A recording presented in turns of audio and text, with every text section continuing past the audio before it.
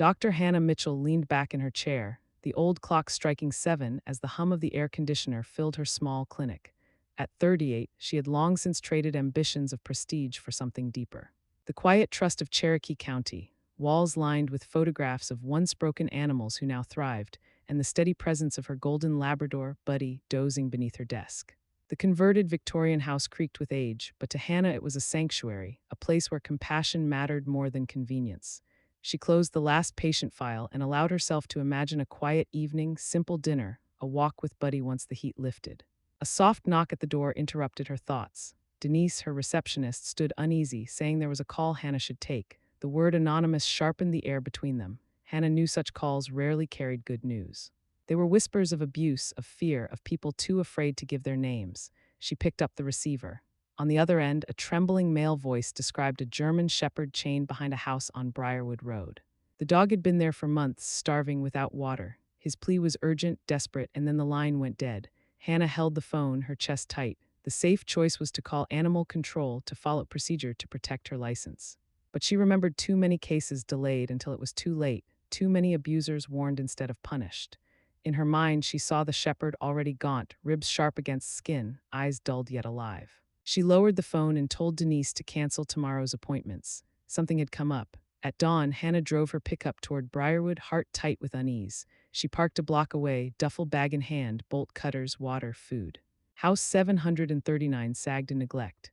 In the corner of the yard, a German shepherd lay tethered to a rusted stake, skeletal chain biting into raw flesh. Flies swarmed, but his eyes still held a faint spark. Kneeling, Hannah poured water and scattered kibble. The dog hesitated, then lapped cautiously, tail giving the faintest thump. She set the bolt cutters on the chain and snapped it free. A harsh voice cut the air. "What are you doing on my property?" Jake Lawson stood a few yards away, fists clenched, eyes bloodshot. Hannah steadied her voice. She was a vet. The dog needed care. This was neglect. Jake spat back. The dog was his. She was trespassing. She had 3 seconds to leave. Before Hannah could move, the shepherd struggled upright, weak legs trembling. He stepped between her and Jake, a low rumble rising from his chest, frail yet resolute. The moment froze Jake. Hannah clipped the final link and urged the dog forward. To her surprise, he obeyed, staying close as they crossed the yard. She lifted him into the truck, his body shaking, eyes never leaving her face. In the rearview mirror, Jake stood in his yard, phone raised, smiling thinly as he recorded her departure. Back at the clinic, Hannah and Denise lifted the shepherd onto a padded table. His ribs jutted like ridges, the wounds around his neck raw and oozing. She clipped away matted fur, cleaned the sores, placed an IV, and whispered steady reassurance. The dog did not resist, only watched her with weary eyes. She wrote a name on his chart, Duke. Hours blurred as fluids and antibiotics dripped. Tests showed anemia, dehydration, parasites, likely heartworm. Hannah's hands shook from exhaustion, but relief flickered when Duke finally licked food from her fingers. That fragile peace broke the next morning. 2 uniformed officers entered the lobby. Jake Lawson had filed a complaint, his dog stolen from his property. Hannah steadied her voice. She explained that Duke had been brought in as a stray, severely malnourished, with documented injuries. She gestured to the chart and test results. The officers listened, unconvinced, warning that an investigation would follow. When they left, Hannah leaned against the counter, heart racing. Denise whispered the obvious, "What if Jake comes here?" Hannah's answer was tight, they would protect Duke. By afternoon, the phone rang nonstop. Photos of Duke, gaunt and broken, had already spread online. Outrage flared, some accused Hannah of theft, but far more voices defended her, praising her compassion. Donations trickled in to cover Duke's care. Still, shadows lingered. A police cruiser passed slowly, the officer's eyes on the clinic. Hannah closed the blinds, pulse quickening. The law was uncertain, Jake's threats very real. As she sat beside Duke's kennel that night, watching his chest rise and fall, she knew one thing with certainty. Saving him had only been the beginning. By the next morning, the clinic's quiet routine was gone. A reporter stood outside with a cameraman, eager for comment. Somehow, photos of Duke's frail body had spread online, most likely from Jake himself. But the images backfired. Outrage erupted across social media, not at Hannah, but at the cruelty Duke had endured. Former clients posted memories of pets she had saved. Rescue groups rallied to her defense. Donations poured in, enough to cover Duke's treatment and more. For every angry call accusing her of theft, 10 others offered support, food, or supplies. Duke's story had struck a chord. Even so, the threats were real. Denise trembled after answering one call filled with venom. Hannah calmed her staff, though inside she carried the same fear. Jake was watching, and the law was not clearly on her side. That afternoon, Hannah met with an attorney recommended by a local rescue group, Megan Ross, once a prosecutor, now an advocate for animal welfare. Sharp-eyed and confident, Megan listened carefully, then gave a hard truth. Yes, by law, you technically stole Duke, but she also pointed to the medical evidence, severe neglect that could outweigh Jake's claim of ownership. Then Megan revealed something darker. Jake Lawson was no stranger to investigators. Years earlier, his name had surfaced in suspected dog-fighting cases, though charges were dropped for lack of evidence. The words hit Hannah like ice. Duke might not be Jake's only victim. If dog-fighting was involved, more animals were suffering in silence. Megan's advice was clear. Focus on Duke's recovery, prepare for legal battles, and be ready, because this fight was no longer just about one dog. The days after Megan's warning blurred with tension. Then Officer Bennett arrived with a proposal. Law enforcement had watched Lawson for years but lacked a witness. With Duke's case drawing attention, Jake had grown bolder. If Hannah could gain his trust, they might finally expose the network. The thought chilled her. She was a healer, not an informant. Yet when she looked at Duke, fragile but wagging his tail, she knew she couldn't step aside. She agreed. Megan and Bennett coached her for hours. What to say, how to act, how to wear the small wire hidden beneath her jacket. Each rehearsal left her exhausted, but Buddy, her Labrador, stayed close, grounding her with quiet loyalty. Her first meeting with Jake was at the Rusty Nail Tavern. The dim light reeked of whiskey and smoke.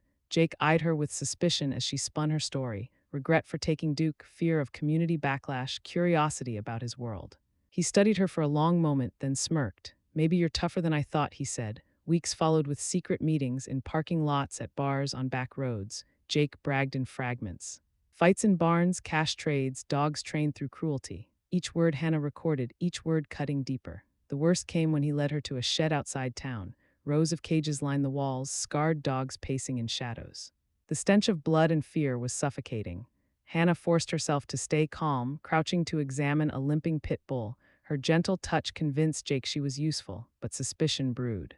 One night at the barn, Jake blocked her path.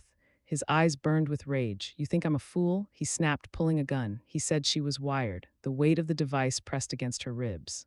Hannah lifted her hands, voice steady despite the fear rushing through her veins. She reminded him of Ranger, the Rottweiler he once loved and lost. For a heartbeat, his grip faltered. Then anger surged back. Jake yanked open a cage and dragged out a pit bull, snarling and terrified. He sneered, if you care so much, prove it now. Gun aimed at her, dog lunging in confusion. Hannah crouched slowly, ignoring the weapon, hand extended. The pit bull froze, then pressed its nose into her palm, trust over cruelty. The barn doors burst open. Officers stormed in, flashlights slicing the gloom.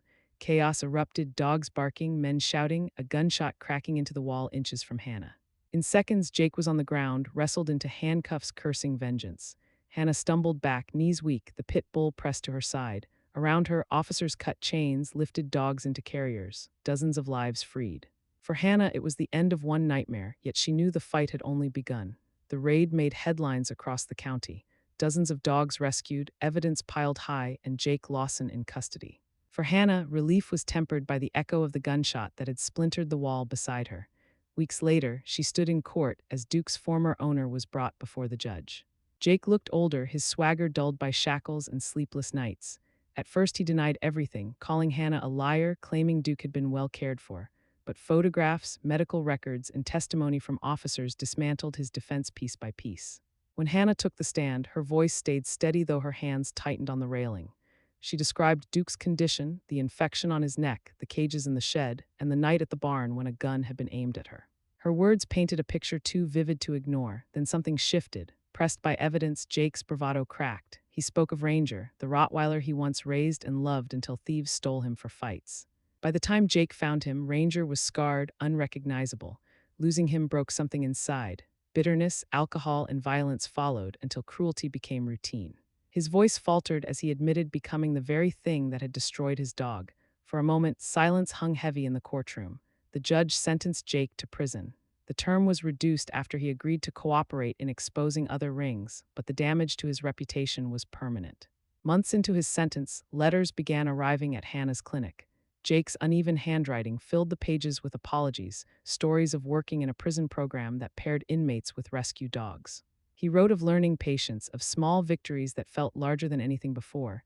Hannah never replied, but she read each letter. Perhaps change was possible even in the hardest of hearts. Duke's recovery was slow but steady. His ribs softened as weight returned, his coat grew glossy, and his eyes brightened with trust. Soon he became more than a patient, he was a symbol. Children stroked his fur during school visits, calling him a hero.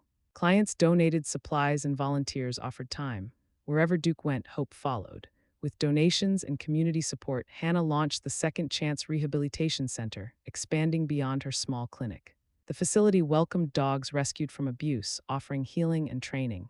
Duke trotted proudly through its yards, greeting each new arrival as if reminding them they were safe. Years passed. To Hannah's surprise, Jake returned after serving his sentence. At first she hesitated, wary of letting him near, but Duke walked straight to him, pressing his muzzle into Jake's trembling hands, forgiveness without words.